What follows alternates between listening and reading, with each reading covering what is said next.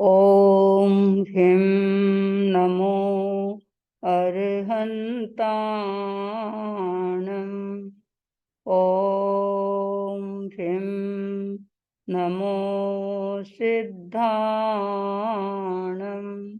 ॐ ह्रीं नमो आयर्याणम्। ॐ ह्रीं नमो उवज्झायाणम्। ॐ ह्रीं नमो लोये सब्बसाहूणम्।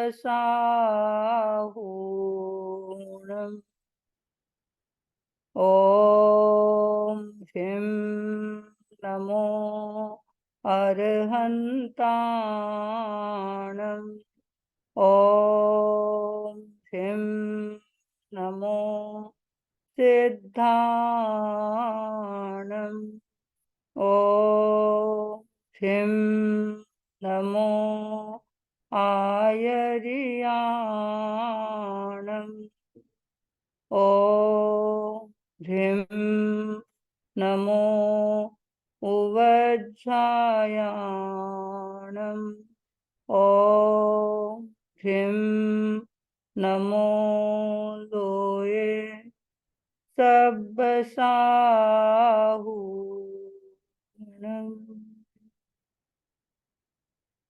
ऐसो पंचणमुपकारो सब्बपावपणासनो मंगलाणं च सव्येसिं पढमं हवै मंगलम्। पढमं हवै मंगलम्।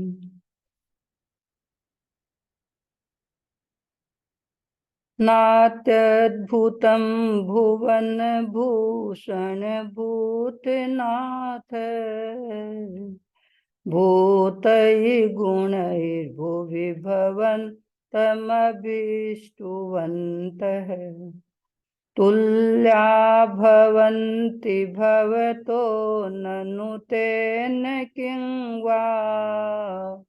भूत्याश्रितं य इह नात्मसमं करोति।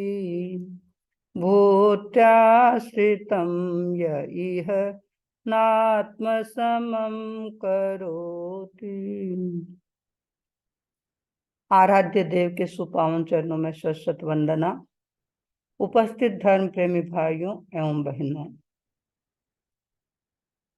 पर्युषण पर्व का आज 7वां दिन है और पर्युषण पर्व के दौरान हम सम्यक दर्शन की चर्चा कर रहे हैं। हमने सम्यक्त्व के पहचान के क्या बिंदु है उनकी चर्चा की। आज हम आते हैं सम्यक दर्शन के आचार। सम्यक दर्शन की रक्षा कैसे की जा सकती है और सम्यक दर्शन को पुष्ट करने के उपाय क्या है।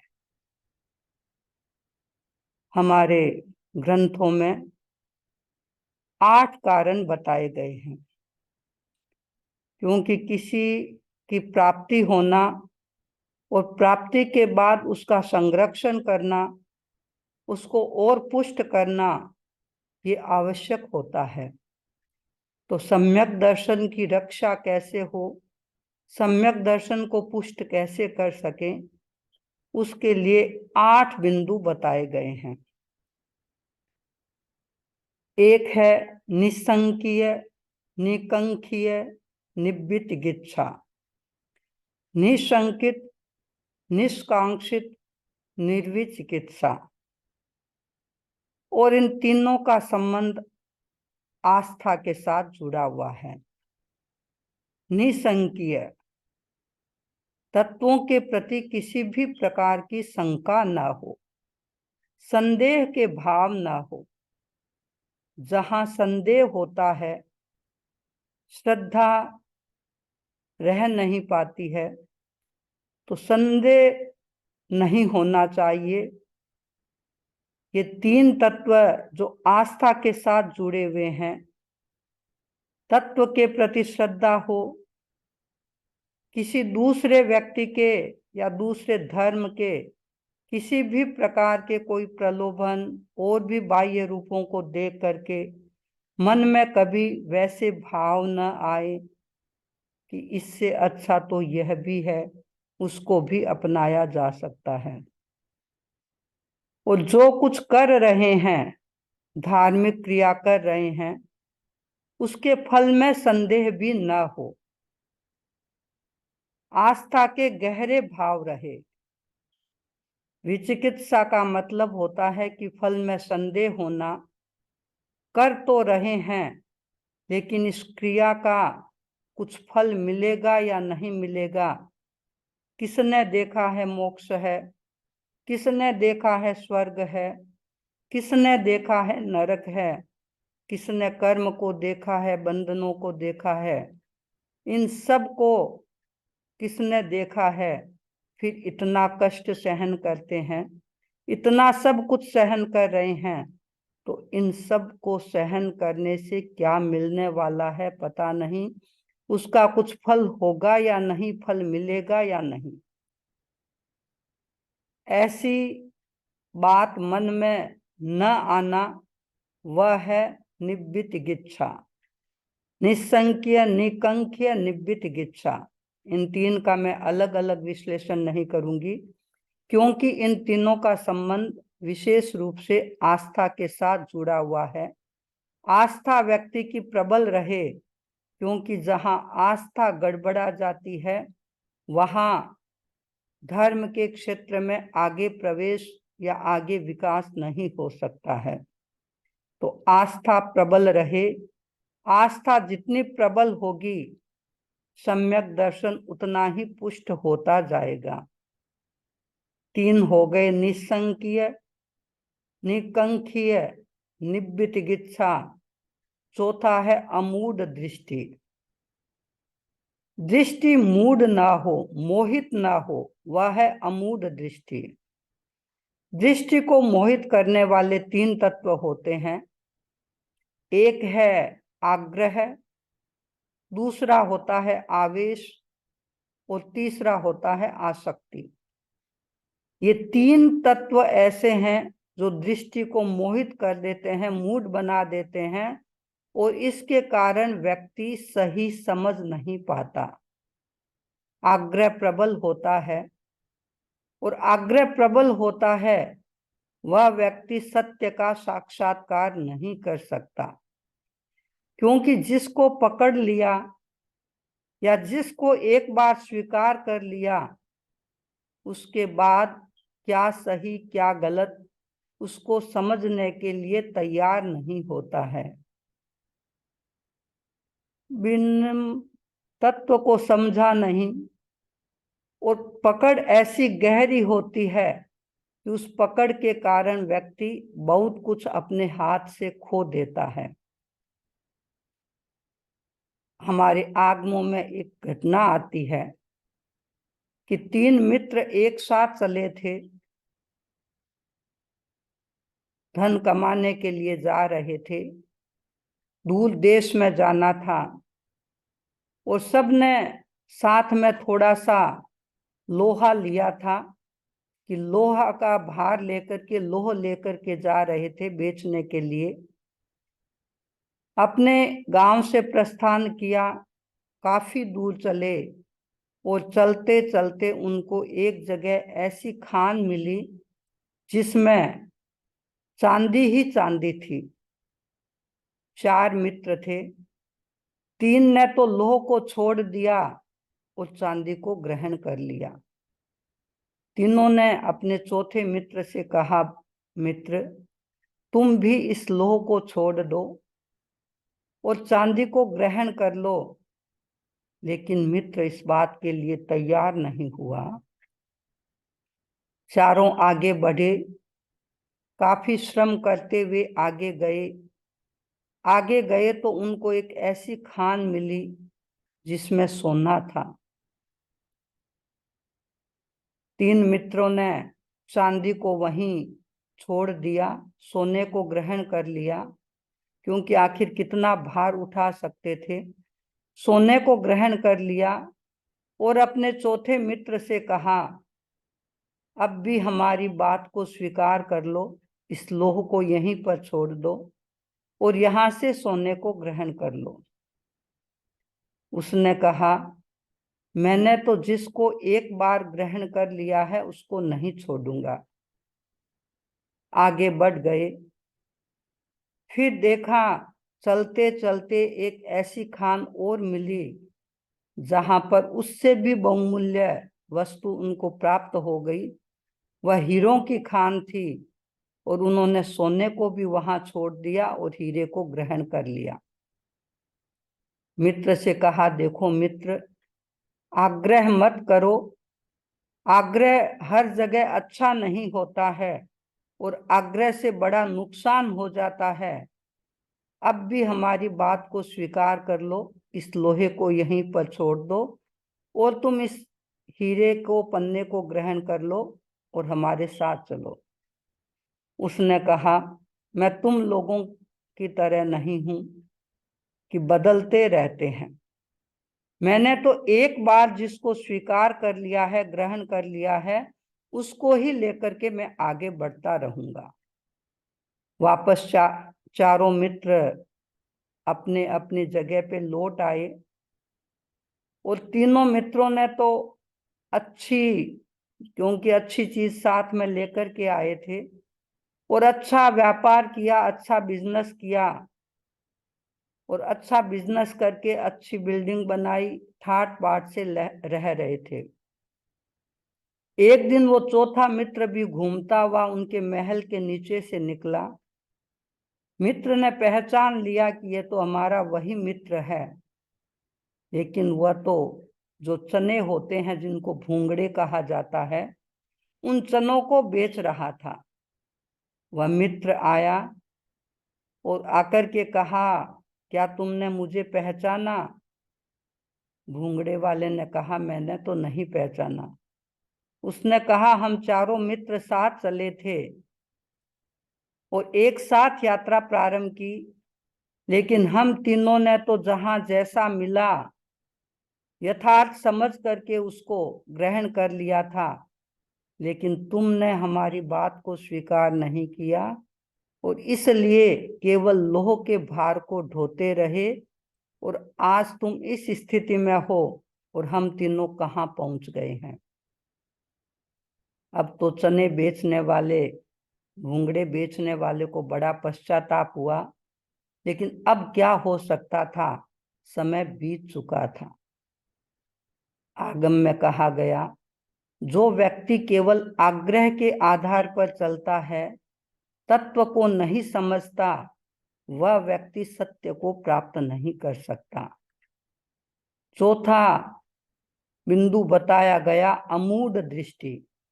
तो हमारी दृष्टि को भ्रमित करने वाला है आग्रह, दूसरा है आवेश। तो जहां सम्यक दृष्टि है वहां न तो आग्रह हो अनावश्यक, यदि तत्व को सही समझ लिया है और सही समझने के बाद तो उस पर स्थिर हो तो अलग बात है, अन्यथा समझा भी नहीं और आग्रह भी हो तो वह काम का नहीं होता है। तो सम्यक दृष्टि अनाग्रही होता है, आग्रही नहीं होता। दूसरा है आवेश। जहां आवेश की तीव्रता होती है वहां भी सत्य का अनुभव नहीं हो पाता है, क्योंकि आवेश में व्यक्ति कभी सही निर्णय नहीं ले पाता है, सही समझ नहीं पाता है। आवेश भी एक प्रकार का ऐसा नशा है जिस नशे में धुत होकर के व्यक्ति सत्य से परे रह जाता है। इसलिए कहा गया कि सम्यक दृष्टि का, अमूढ़ दृष्टि का बिंदु है अनावेश, किसी भी प्रकार का आवेश ना हो। और तीसरा है अनासक्ति। यदि आसक्ति होती है तो आसक्ति से भी व्यक्ति अपने पथ से विचलित हो जाता है, क्योंकि आसक्ति शरीर के प्रति हो सकती है, व्यक्ति की कईयों के प्रति हो सकती है। आसक्ति व्यक्ति की अपने रूप के प्रति हो सकती है, अपने वैभव के प्रति हो सकती है, मकान के प्रति हो सकती है, और इससे बढ़कर कहा गया आसक्ति व्यक्ति की अपने विचारों के प्रति भी हो जाती है, और विचारों के प्रति भी इतनी आसक्ति हो जाती है कि उसको छोड़ने के लिए तैयार नहीं होता। तो कहा गया जहां अमूढ़ दृष्टि है वहां अनासक्ति होती है। तो ये तीन तत्व तो दृष्टि को मूढ़ करने वाले हैं, आग्रह, आवेश और आसक्ति। अमूढ़ दृष्टि है सम्यक दृष्टि। अमूढ़ दृष्टि होता है वहां झूठा आग्रह भी नहीं होता है, अनावश्यक आवेश भी नहीं होता है, और अनावश्यक आसक्ति भी नहीं होती है। ये तीन होते हैं, वहां दृष्टि अमूढ़ रहती है।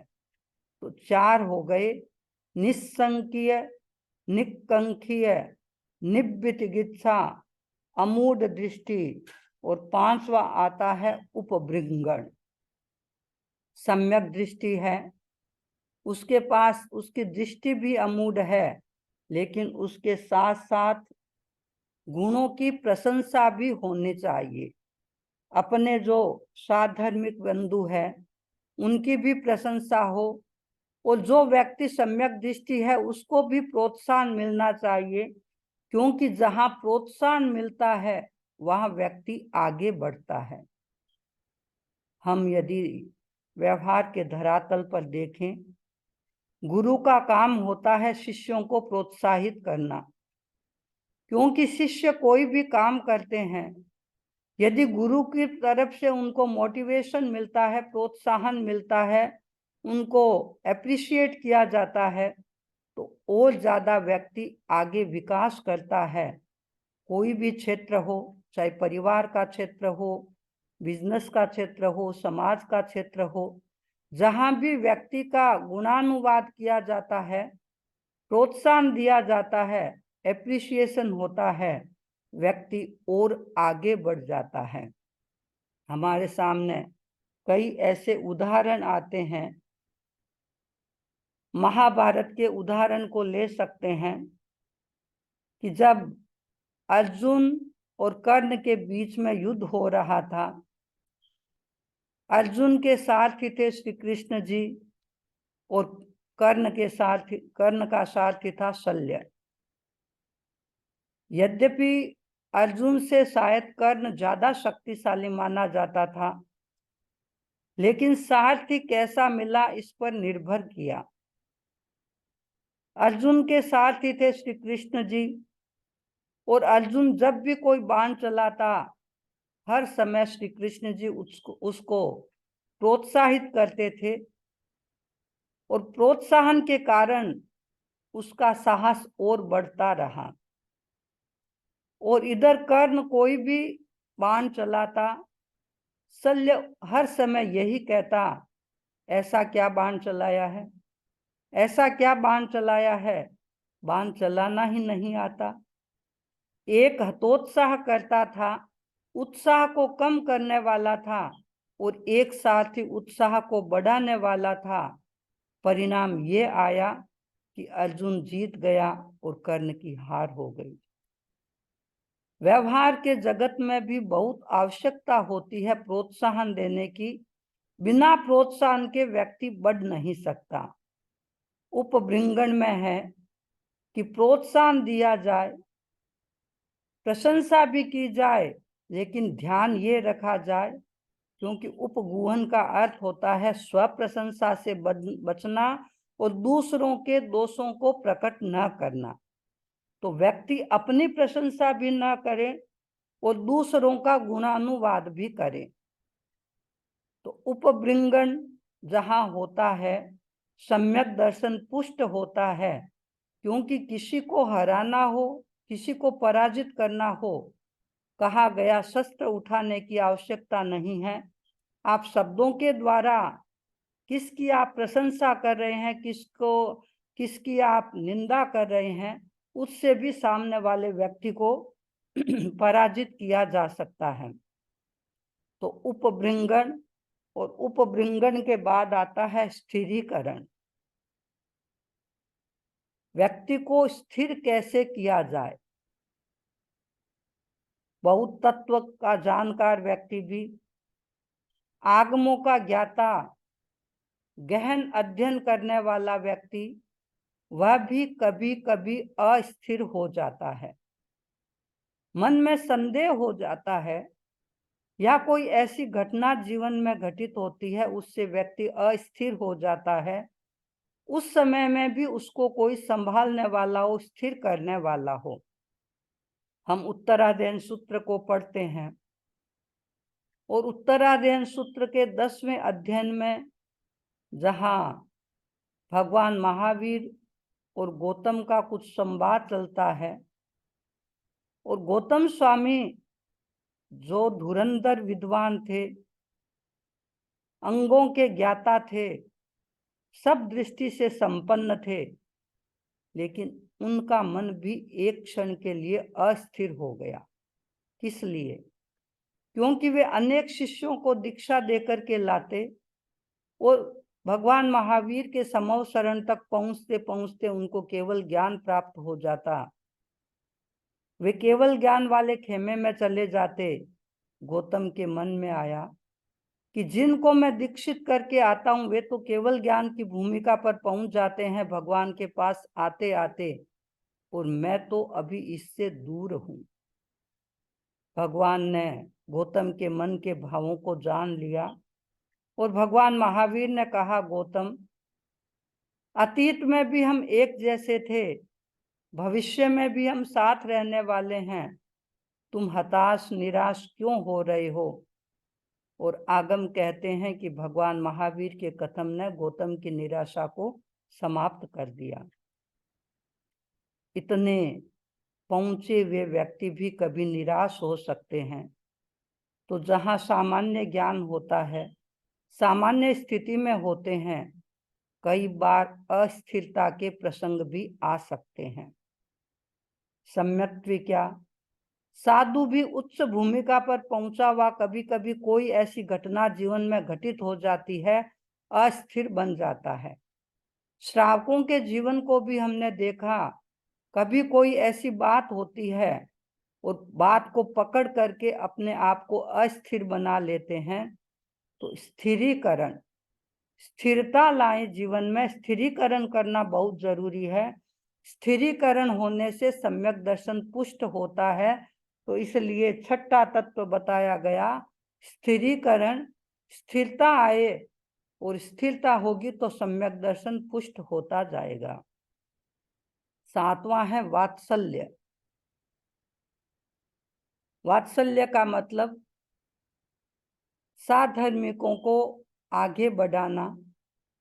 आज हमारे यहाँ पर एक शब्द जैन परंपरा में चलता है, साधर्मिक वात्सल्य। और वह साधर्मिक वात्सल्य तो मुझे लगता है कि जब कोई फंक्शन होता है, खाना खा लेते हैं एक साथ बैठ करके, किसी के द्वारा स्पॉन्सर हो जाता है, उसे साधर्मिक वात्सल्य कह देते हैं। लेकिन साधर्मिक वात्सल्य का रूप देखना हो तो प्राचीन काल में हम साउथ में देख सकते थे। 4 प्रकार के दान, अन्न दान, औषध दान, ज्ञान दान और अभय दान, ये 4 दान जैनों के प्रसिद्ध रहे हैं। क्योंकि सामाजिक व्यक्ति है, सांसारिक व्यक्ति है, उसको केवल धर्म की अपेक्षा नहीं होती है, उसको बीमार हो तो औषध की भी अपेक्षा है, यदि संपन्न ना हो तो अन्न की भी अपेक्षा है, यदि पर्याप्त पैसा ना हो तो एजुकेशन की भी, ज्ञान की भी अपेक्षा है। जैनों ने उस समय इन सब का समावेश किया था और ये 4 दान बहुत चलते थे। ये साधर्मिक वात्सल्य के प्रतीक थे। अन्न दान, औषध दान, ज्ञान दान और चौथा अभय दान। जैनों ने केवल बाहरी दान नहीं दिए, अभय दान भी दिया। अभय दान का मतलब, यदि व्यक्ति जीवन में इस प्रकार के कोई त्याग कर लेता है, जैसा कि हमने कहा था, एक श्रावक यदि 14 व्रत का प्रतिदिन पुनरावर्तन करता है तो कितना सीमा कर लेता है, कितनी सीमा कर लेता है और कितने जीवों को अभय दान दे देता है। यदि एक व्यक्ति एक सामायिक करता है, सामायिक 48 मिनट्स की होती है, उस सामायिक का कितना बड़ा लाभ है, समता और तो बहुत सारे लाभ बताए जाते हैं, लेकिन 48 मिनट के लिए उसने सब प्रकार के सावध्य योग का त्याग कर दिया। वह अपनी तरफ से किसी भी प्राणी की 48 मिनट के लिए कोई भी हिंसा नहीं करेगा। इसका अर्थ है कि उसने 48 मिनट के लिए सब जीवों को अपनी तरफ से अभय दान दे दिया है। तो बहुत बड़ा दान उसने दे दिया। तो साधर्मिक वात्सल्य, वत्सलता होनी चाहिए। वात्सल्य होता है तो व्यक्ति बढ़ता है, क्योंकि एक व्यक्ति की हर समय निंदा ही निंदा होती है तो व्यक्ति कितना ही योग्य हो वो शायद डिप्रेशन में चला जाता है। और एक व्यक्ति के पास कम योग्यता होती है लेकिन उसको सदा प्रोत्साहित किया जाए तो वह आगे बढ़ सकता है। तो सम्यक दर्शन के आचार का एक बिंदु है वात्सल्य और अंतिम है प्रभावना। सम्यक दृष्टि है अपनी योग्यता के अनुसार जैन शासन की प्रभावना करने का लक्ष्य रखें कि मैं अपने कार्यों से कैसे जैन शासन की प्रभावना कर सकता हूँ। क्योंकि एक साधु करता है, एक श्रावक भी बहुत बड़ी प्रभावना कर सकता है। तो सम्यक दृष्टि के लिए कहा गया प्रभावना के भी 8 प्रकार होते हैं। अनेक रूपों में व्यक्ति जैन शासन की प्रभावना कर सकता है। एक जो अंगों का ज्ञाता होता है अपने ज्ञान से शासन की प्रभावना कर सकता है। कई व्यक्ति अच्छा प्रवचन करके जैन शासन की प्रभावना कर सकते हैं। कहीं जाते हैं, अच्छा लेक्चर देते हैं, अच्छा प्रवचन करते हैं, अनेक लोगों पर एक इम्प्रेशन पड़ता है और जैन शासन की प्रभावना होती है कि लोग कहते हैं ये कौन है, जैन धर्म की तरफ से है, तो जैन शासन की प्रभावना भी होती है। कई जिनके पास ज्योतिष का अच्छा ज्ञान होता है वह भी एक प्रकार से प्रभावना का कारण बनता है। कई वादी होते हैं, क्योंकि पुराने जमाने में शास्त्रार्थ बहुत चलते थे, वाद विवाद बहुत चलते थे, और वाद विवाद के दौरान यदि कोई व्यक्ति वाद में विजयी बन जाता है तो वह जैन शासन की प्रभावना करता है। आप प्रमाण युग को देखें, प्रमाण युग में कितने कितने शास्त्रार्थ होते थे, और उन ग्रंथों को देखेंगे प्रमाण युग के ग्रंथों को तो कितना एक दूसरे पर आक्षेप लगाया गया है, और वे कितने धुरंधर होते थे कि किस प्रकार अपने लॉजिक को पुष्ट करके एक दूसरे की बात को काटते थे। तो वादी भी संघ की प्रभावना करने वाले होते हैं। कुछ व्यक्ति ऐसे होते हैं जिनके कुछ विद्याएं सिद्ध की हुई होती है और उन सिद्ध विद्याओं के द्वारा भी प्रभावना करते हैं। हम जब हमारे जैनाचार्यों का इतिहास पढ़ते हैं, जैन आचार्य अनेक क्षेत्रों में सिद्ध हस्त हुए हैं, और जब उन आचार्यों के जीवन को पढ़ते हैं तब ऐसा लगता है कि जैन शासन की प्रभावना के लिए समय समय पर हमारे आचार्यों ने कितने महत्वपूर्ण कार्य किए हैं। मैं अभी बता रही थी कि कुछ आचार्य ऐसे होते हैं जिनके पास सिद्धियां होती है, यद्यपि हमारे आगम इस बात के लिए कभी भी आदेश नहीं देते हैं कि जिसको सिद्धि प्राप्त हो वे उस सिद्धि का दूसरों के सामने प्रदर्शन करें, दिखाएं, उनका उपयोग करें किसी सावध्य कार्य के लिए। ये इजाजत हमारे आगम नहीं देते हैं। लेकिन मध्यवर्ती समय में जब जैन शासन की सुरक्षा का प्रश्न था, कैसे जैन शासन को सुरक्षित रखा जाए, उस समय हमारे अनेक आचार्यों ने कुछ ऐसे प्रयोग भी किए जिससे जैन शासन के प्रभाव को बढ़ा सके। जैन आचार्यों में एक आचार्य का नाम है खपुटाचार्य, और आचार्य खपुट के 2 शिष्य थे, भुवन और महेंद्र। एक बार आचार्य खपुट के पास एक बौद्ध साधु आए, वड्डकेर उनका नाम था, और उनके साथ बातचीत हुई, चर्चा हुई, और बिना किसी मंत्र का प्रयोग किए खपुटाचार्य ने उनको पराजित कर दिया। वे बौद्ध साधु वड्डकेर वहां से चले गए और वहां से वो दूसरे क्षेत्र में गए, गुड़शस्त्र में चले गए। वहां पर बौद्धों की संख्या काफी थी, जैनों की संख्या कम थी, और वहां पर उन्होंने वहां के जो क्षेत्रपाल थे भेरू जी, उनकी सहायता से कुछ ऐसा किया जिससे जैन लोगों को काफी परेशानियां होने लगी। जैनों के घर में कभी कोई मांस के टुकड़े आ जाते, कपड़े जल जाते, अनेक प्रकार की ऐसी बातें घटित होने लगी। वहां के लोगों ने आकर के खपुटाचार्य से कहा। खपुटाचार्य वहां से गुड़शस्त्र गए।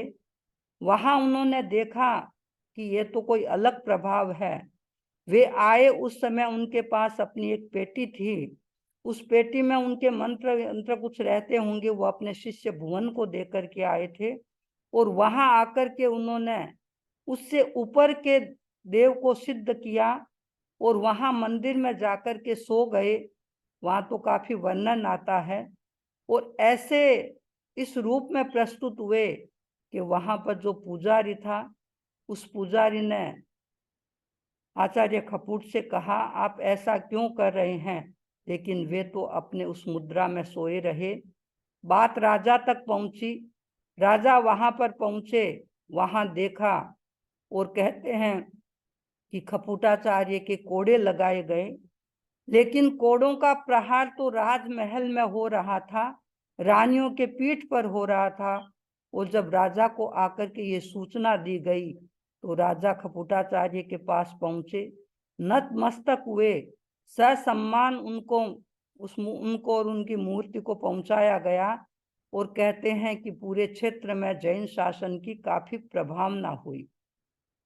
और उनके एक शिष्य था महेंद्र, और उस समय पाटलिपुत्र में वहां के राजा ने एक घोषणा करवाई कि सबको, चाहे जैन हो या कोई भी हो, सबको ब्राह्मणों को नमस्कार करना पड़ेगा, और यदि नमस्कार ना करे तो 6 महीने के भीतर भीतर इस शहर से प्रस्थान कर दे, शहर को खाली करना होगा।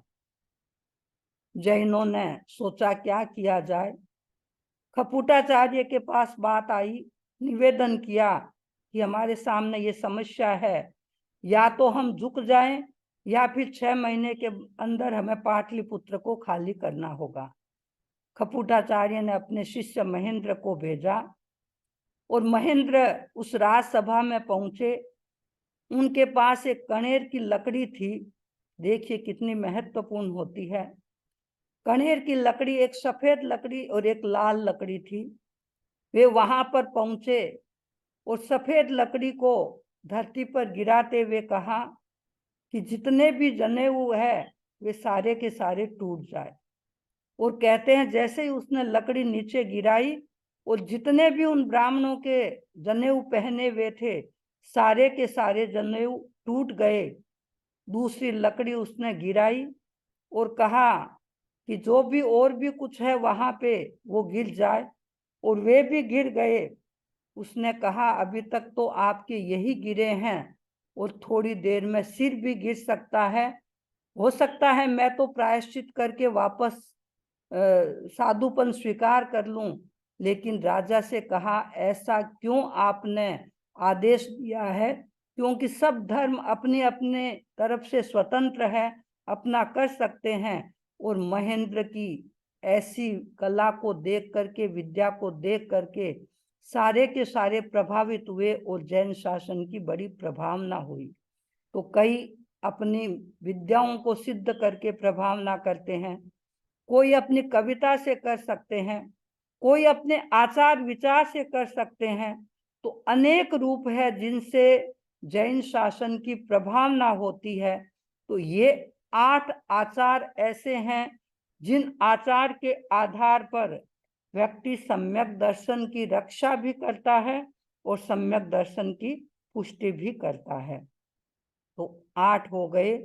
निसंख्य, निकंख्य, निव्यचिकित्सा, अमूढ़ दृष्टि, उपबृंगन, स्थिरीकरण, वात्सल्य और प्रभावना।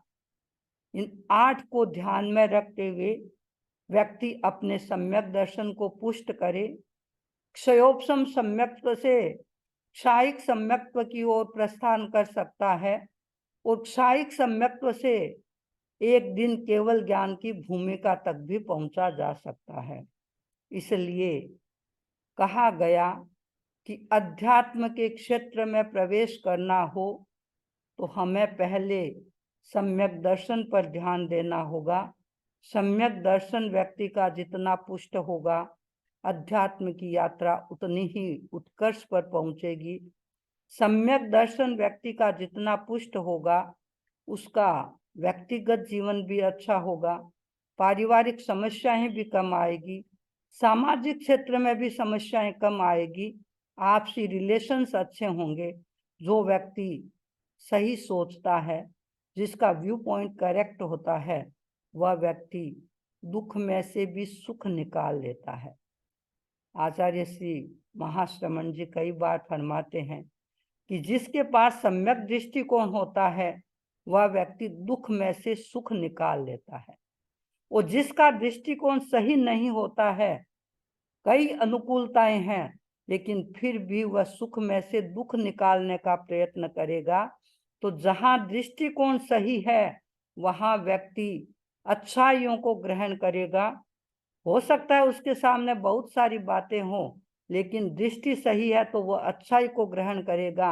अन्यथा व्यक्ति का ये सामान्य दृष्टिकोण रहता है कि अच्छाई की तरफ कम ध्यान देता है और बुराई की तरफ स्वतः ध्यान चला जाता है।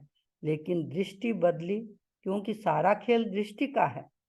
हम व्यवहार के धरातल पर भी देखें तो सारा खेल दृष्टि का है। यदि दृष्टि सही है तो कोई व्यक्ति कितनी से कितनी कड़ी बात कह दे, आप उसको बहुत आसानी से ले सकते हैं। और कोई व्यक्ति हित की बात कहता है तो भी उसको अपोजिट रूप में ली जा सकती है, बुरे रूप में ली जा सकती है। ये सारा कुछ निर्भर करता है दृष्टि पर। जैसी दृष्टि वैसी सृष्टि। सृष्टि का निर्माण हमारी दृष्टि करती है। तो हम इस बात की तरफ अपना ध्यान केंद्रित करें कि स्वाध्याय करते हुए व्यक्ति अपने आप को आगे बढ़ा सकता है। और स्वाध्याय से आगे महत्व ध्यान का भी बताया गया, क्योंकि जैन परंपरा में ध्यान का बड़ा महत्व रहा है। हमारे अनेक ऐसे ग्रंथ हैं जिन्होंने ध्यान के महत्व को उजागर किया है। और हम तो देखें तो हमारी मूल परंपरा तो ध्यान की परंपरा रही है, क्योंकि शुक्ल ध्यान की स्थिति में व्यक्ति पहुंचता है। ध्यान की उत्कृष्ट स्थिति है, तो ध्यान के द्वारा व्यक्ति अपनी दृष्टि को सही करता है। उस दृष्टि को सही करके अध्यात्म के क्षेत्र में विकास करता है। तो सम्यक दर्शन के ये 8 आचार जो सम्यक्त्व की रक्षा भी करते हैं और सम्यक दर्शन को पुष्ट भी करते हैं। सबके प्रति मंगल कामना। सबका सम्यक दर्शन पुष्ट बने और अध्यात्म के क्षेत्र में विकास करते रहें। ओम अरहम।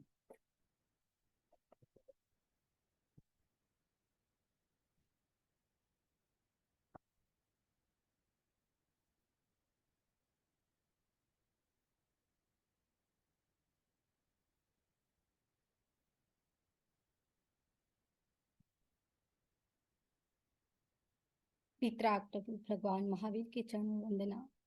परम आराध्य गुरुदेव के चरणों में वंदना। आदरणीय समनी जी, उपस्थित धर्म प्रेमी भाइयों बहनों, आज का दिन ध्यान दिवस है। तो सबसे पहले हम थोड़ी देर के लिए ध्यान का प्रयोग करेंगे। अपने स्थान तो सही चुना हुआ है, क्योंकि आप सब लोग सुन रहे हो। अब आपको आसन का चुनाव करना है। आप जिस आसन में सुविधा पूर्वक बैठ सको, उसी आसन का चुनाव करें। मुद्रा ज्ञान मुद्रा अथवा वितराग मुद्रा का चुनाव करें। नेक्स्ट, आंखें कोमलता से बंद। 3 बार महाप्राण ध्वनि का प्रयोग करेंगी। लंबा श्वास लें, श्वास छोड़ते हुए महाप्राण ध्वनि।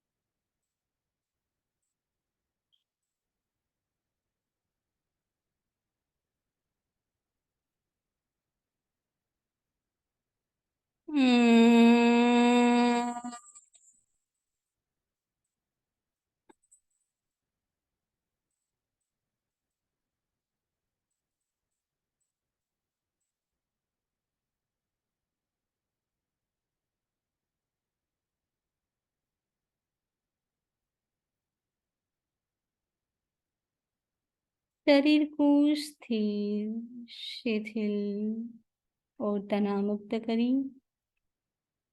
चित्त को कंठ पर केंद्रित करें।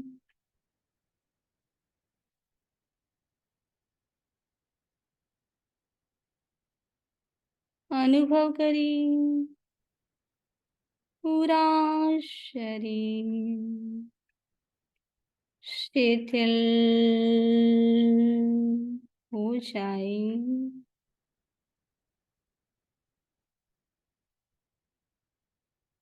शिथिल हो जाए।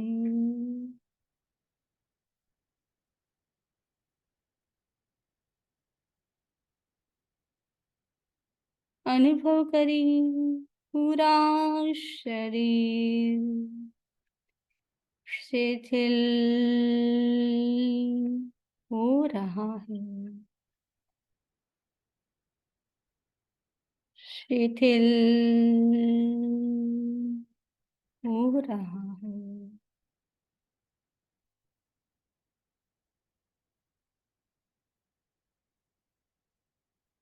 अनुभव करें पूरा शरीर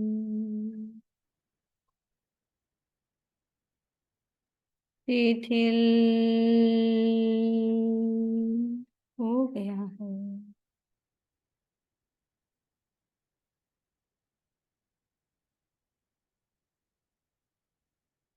आते जाते प्रत्येक श्वास को देखें।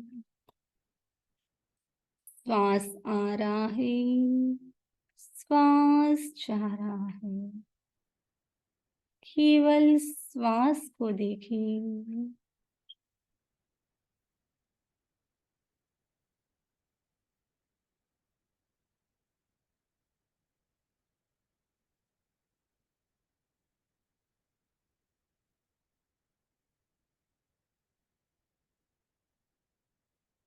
श्वास लेते समय अनुभव कीजिए पूरे ब्रह्मांड की पॉजिटिव एनर्जी भीतर जा रही है।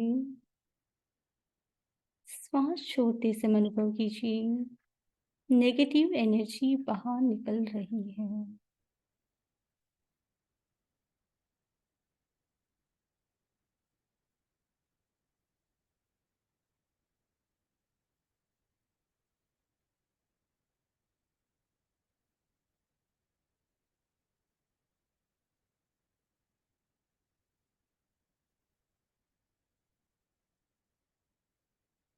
अनुभव करें आई एम पॉजिटिव।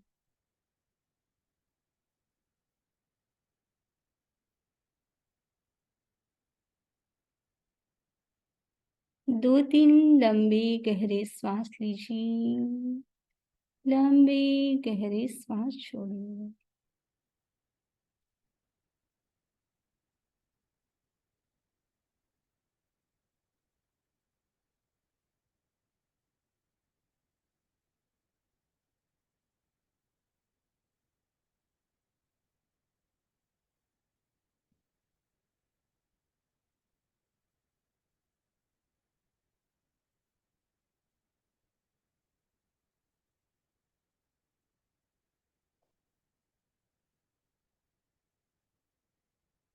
प्रयोग संपन्न। ओम अरहम। हम देखें कि वर्तमान का युग सुख सुविधा का युग है। ये व्यक्ति के पास बहुत सारी सुविधाएं हैं। टीवी सेट है, डिनर सेट है, सोफा सेट है, डायमंड सेट है, लेकिन व्यक्ति का दिमाग अपसेट है। व्यक्तियों का दिमाग है वो विचारों से भरा हुआ है। और टेंशन के युग में हम देखें कि उसकी दवा मेडिसिन नहीं, उसकी दवा तो है मेडिटेशन। हम देखें वर्तमान में लोगों की रुचि ध्यान के प्रति बढ़ी है। भगवान महावीर स्वामी ने निर्जरा के 12 प्रकार बताए हैं। उसमें एक प्रकार है ध्यान। ध्यान कैसा है? ध्यान के द्वारा व्यक्ति अनंत कर्मों की निर्जरा कर सकता है। जैसे मकान में किसका महत्व है? मकान में नींव का महत्व है। नींव अच्छी है तो आप अपनी बिल्डिंग को अच्छा बना सकते हो। बॉडी में माइंड का महत्व है, ब्रेन का महत्व है, वृक्ष में जड़ का महत्व है। वैसे ही धर्म में ध्यान का महत्व है। मेडिटेशन यानी है क्या? मेडिटेशन यानी एकाग्रता। किसी एक पॉइंट के ऊपर मन को एकाग्र करना। आप देख रहे हो पिक्चर में कि वो ध्यान कर रहा है। किसका ध्यान? बाल सूर्य का ध्यान कर रहा है। ये जो सूर्य है, सुबह सुबह तो आप उसके ऊपर कंसंट्रेशन कर सकते हो, लेकिन 12 बजे आप सूर्य को देखना चाहो तो आपकी आंख ऑटोमेटिक बंद हो जाएगी। तो ध्यान क्या है? किसी एक बिंदु पर चित्त को एकाग्र करना। जैसे आप टीवी में पिक्चर देखते हो तो आप कितनी एकाग्रता के साथ देखते हो। कोई व्यक्ति शिकार करता है तो भी वो किसी का भी शिकार करता है तो कितनी एकाग्रता के साथ वो शिकार करता है। जैसे बच्चे होते हैं, चंचल होते हैं और वो मस्ती भी करते हैं, तो आप क्या करते हो? उसको कुछ खिलौना दे देते हो या तो फिर उसको फोन दे देते हो। वो उसी में एकाग्र हो जाते हैं। ध्यान क्या है?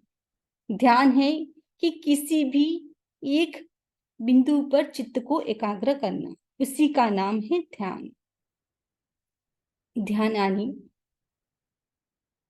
आचार्य तुलसी ने जैन सिद्धांत दीपिका में कहा है, योग निरोधो ध्यानम। मन वचन काया का निरोध करना ही ध्यान है। हम ध्यान की बात करें तो भगवान ऋषभ से लेकर भगवान महावीर स्वामी तक सभी तीर्थंकरों ने ध्यान किया है। ध्यान के द्वारा अपने कर्मों की निर्जरा की है। और वर्तमान समय में देखें तो प्रेक्षा ध्यान किसकी देन? तो प्रेक्षा ध्यान है आचार्य श्री तुलसी और आचार्य श्री महाप्रज्ञ जी की देन, आचार्य महाश्रमण जी की देन है प्रेक्षा ध्यान। प्रेक्षा, प्रेक्षा का अर्थ क्या है? प्रेक्षा का अर्थ है देखना। व्यक्ति क्या करता है? आंखें खुली है तो व्यक्ति दिन भर दूसरों को देखता रहता है। लेकिन यह जो प्रेक्षा ध्यान क्या है? वह ध्यान बंद आंख करके भीतर की ओर देखने का नाम है प्रेक्षा ध्यान। ध्यान के द्वारा व्यक्ति अपने तीसरे नेत्र को भी उद्घाटित कर सकता है। आचार्य श्री महाप्रज्ञ जी की मैं बात करूं, उन्होंने अपने जीवन को एक प्रयोग धर्मा बना लिया था। ने प्रयोग के द्वारा ने आचार्य श्री तुलसी और महाप्रज्ञ जी ने एक अवदान दिया, वह है प्रेक्षा ध्यान। प्रेक्षा ध्यान के 4 चरण हैं। सबसे पहला है व्यक्ति को क्या करना है, कायोत्सर्ग करना है। फिर उसके बाद दीर्घ श्वास प्रेक्षा का प्रयोग, फिर उसके बाद इंटरनल जर्नी, और उसके बाद ही ज्योति केंद्र प्रेक्षा।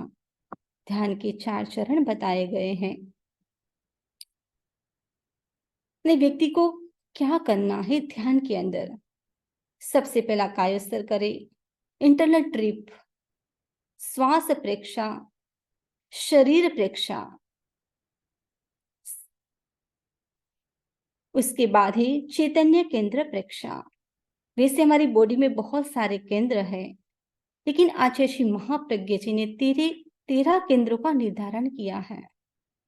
लक्ष्य ध्यान, आप अलग अलग ध्यान, कोई भी कलर है उसका भी आप ध्यान कर सकते हो। अनुप्रेक्षा, यानी जो भी आप सोच रहे हो उसकी अनुप्रेक्षा करना। मंत्र साधना, आप ओम का भी ध्यान कर सकते हो, अरहम का भी ध्यान कर सकते हो। साथ साथ में दोनों आईब्रोज के बीच में आप किसी भगवान का भी ध्यान कर सकते हो। सिद्ध भगवान की एक मूर्ति आप सामने देखिए, विजुलाइज कीजिए, उसका भी आप ध्यान कर सकते हो। ध्यान के बहुत अलग अलग माध्यम हैं, किसी के द्वारा व्यक्ति ध्यान कर सकता है। एक तो है कायोत्सर्ग, दूसरा है प्रेक्षा ध्यान। जैसे व्यक्ति इधर से उधर जाता है, उसके लिए उसको क्या चाहिए? गाड़ी चाहिए, ट्रेन, प्लेन, बहुत सारे ऐसे साधन चाहिए। लेकिन प्रेक्षा ध्यान में क्या करना है? बाहर से व्यक्ति को भीतर की ओर जाना है, उसी का नाम है ध्यान। ये मन कैसा है? घोड़े की तरह चंचल है, इधर उधर भागता रहता है। तो ये मन को स्थिर करने के लिए क्या करना है? सबसे पहली बात है श्वास प्रेक्षा। केवल अपने श्वास को देखिए, श्वास आ रहा है, श्वास जा रहा है, इसके ऊपर मन को कंसंट्रेशन करना है। व्यक्ति कंसंट्रेशन करता है तो व्यक्ति निश्चित रूप से धीरे धीरे ध्यान की गहराई में व्यक्ति जा सकता है। ध्यान की शुरुआत यही है। जैसे कोई बछड़ा होता है गाय का, ये खुला होता कहीं भी भाग के जा सकता है, लेकिन जैसे उसे खुट्टी के साथ बांध दिया जाता है तो इतने में ही घूमता है।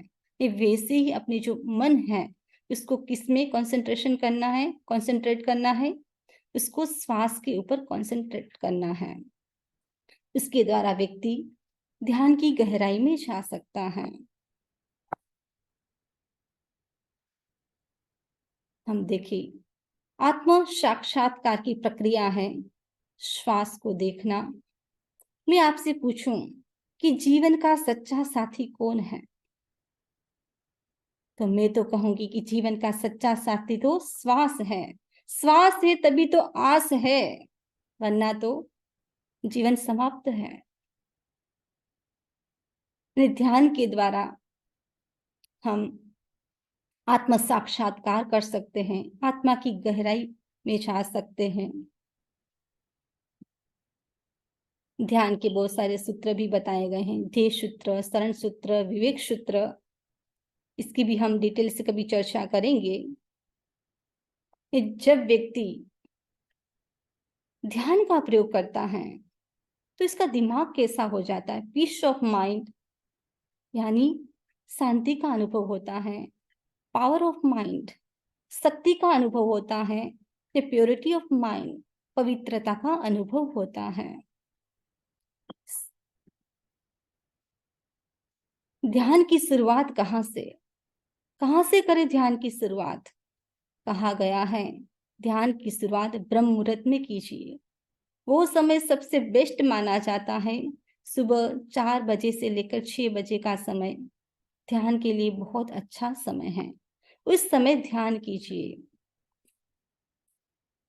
एक बार राजा जनक ने याज्ञवल्क्य से प्रश्न पूछा कि तुम सब पुद्गल को कैसे देखते हो? तब उत्तर दिया कि सूर्य के प्रकाश से सब कुछ मैं देखता हूं। तब वापिस राजा जनक ने कहा कि सूर्य का प्रकाश नहीं हो तो? तब कहा मैं चांद के प्रकाश से देखूंगा सब पुद्गलों को। वापिस कहा कि चांद की रोशनी नहीं हो तो?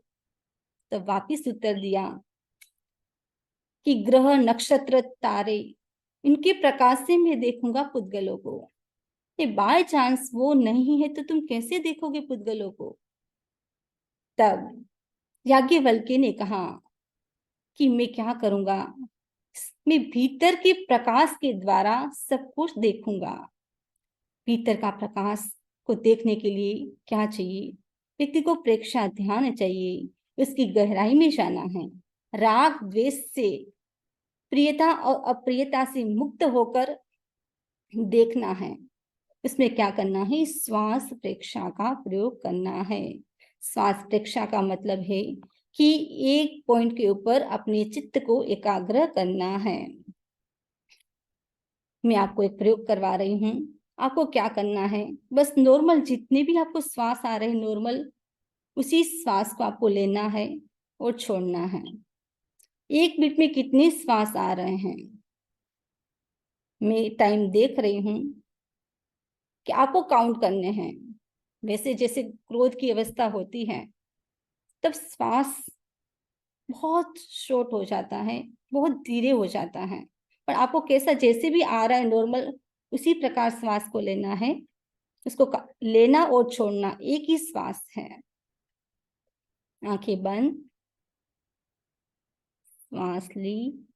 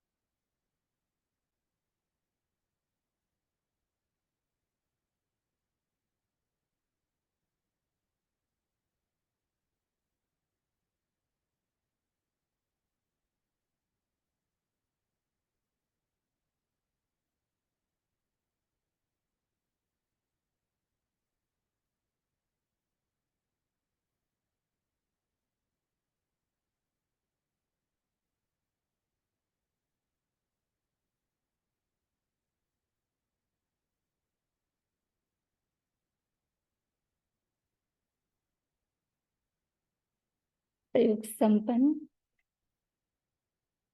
मैं आपसे पूछूं कि आपको कितने श्वास आए? किसी को 30 आए होंगे, किसी को 25 आए होंगे, किसी को 20 आए होंगे, किसी को 15 आए होंगे।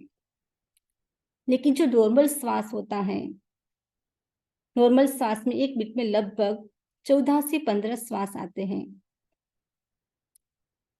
तो व्यक्ति शुरुआत कैसे करे? व्यक्ति कहता है कि हमारा ध्यान नहीं लगता है, तो शुरुआत आप एक दिन में 1 मिनट के लिए ध्यान कीजिए, दूसरे दिन 2 मिनट के लिए, तीसरे दिन 3 मिनट के लिए, चौथे दिन 4 मिनट के लिए। ऐसे करते करते आप अपने टाइम को बढ़ा सकते हो।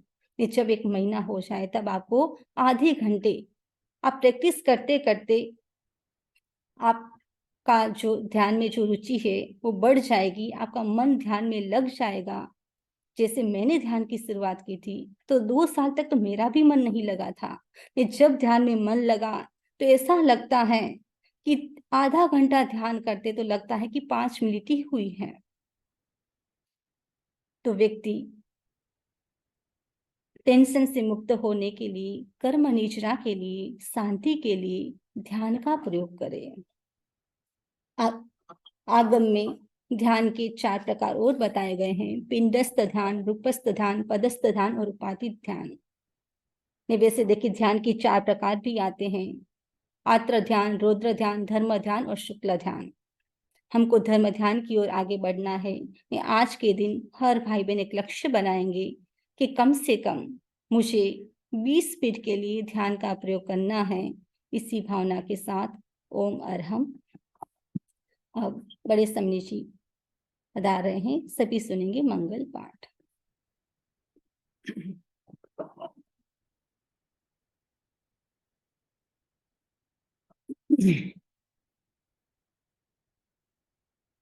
मंगल पाठ। चत्तारि मंगलम अरहंता मंगलम सिद्धा मंगलम साहु मंगलम केवली पन्नतो धम्मो मंगलम। चत्तारि लोगुत्तमा अरहंता लोगुत्तमा सिद्धा लोगुत्तमा साहु लोगुत्तमा केवली पन्नतो धम्मो लोगुत्तमो। चत्तारि शरणं पवज्जामि अरहन्ते शरणं पवज्जामि सिद्धे शरणं पवज्जामि साहु शरणं पवज्जामि केवली पन्नतम धम्मं शरणं पवज्जामि। विघ्नहरण मंगल करण स्वाम भिक्षुनो नाम गुण औलख समरण किया सरे अचिंत्या काम सरे अचिंत्या काम सरे अचिंत्या काम। वंदामि नमन स्वामी शवनी जी। अरहं वंदामि संवत्सरी तक आप पचकान कराएंगे उपवास का, अगले वेडनेसडे तक का पाना।